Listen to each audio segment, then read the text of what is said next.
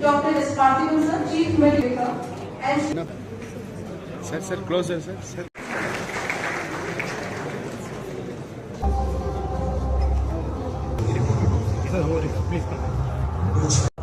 Is to point among the officers. Our chief guest, Dr. Pemasani Chandrasekhar, is a graduate of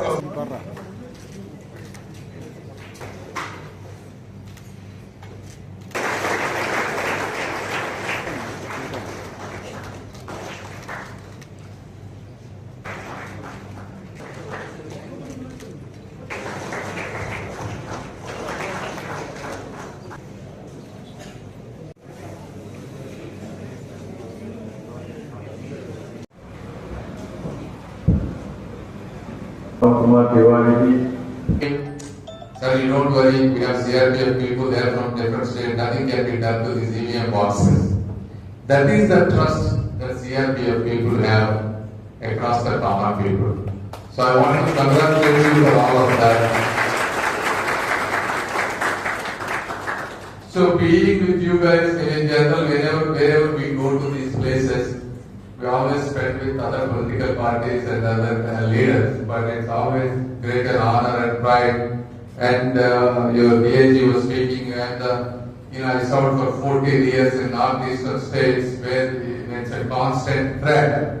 I admire those kind of people who gave their life and sacrifice for this great country. So once again, so finally it comes down to the actual program today. So again, there are a lot of young people. Today. See, today the Rozgar Mela. The purpose of this, there are three main purposes in this one. Number one, to push the entire government machinery so that all the unemployed youth can get the jobs. Because when you don't make this as one entity, one event, one push, things can get delayed. That is number one. And number two, the process, the transparency of this process, how effective, because so there is nothing like a political or some other bureaucratic interference will block the natural justice that the people deserve. That is number two.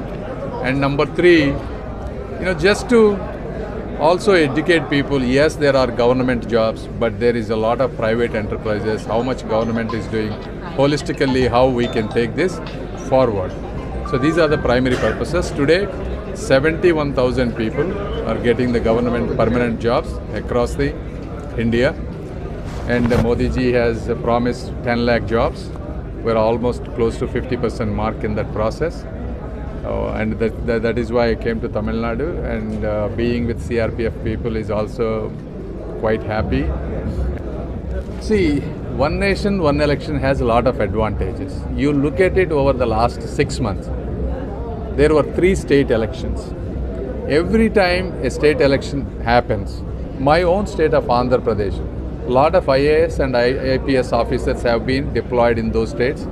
We could not implement any government programs, and my own ministers had to go to those places for election campaigning.